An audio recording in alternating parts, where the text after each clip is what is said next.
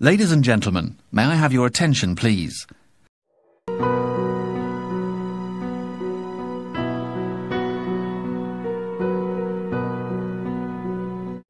আমাদের দেশের প্রথম প্রধানমন্ত্রী জওহরলাল নেহরুর নেতৃত্বে 1929 সালের বর্ষ শেষে পূর্ণ স্বরাজ আনার শপথ ঘোষণার পর 1930 সাল থেকে 26শে জানুয়ারিকেই স্বাধীনতা দিবস হিসেবে ঘোষণা করা হয়েছিল।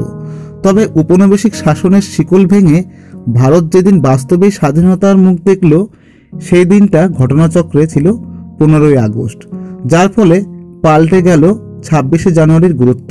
তবে 1950 সালে দেশের সংবিধান প্রস্তুত হবার পর তা কার্যকর করতে প্রয়োজন হলো একটি দিনের।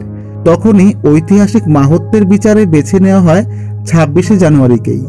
এই কারণেই 26শে জানুয়ারি পরিচিত হলো ভারতের প্রজাতন্ত্র দিবস হিসাবে।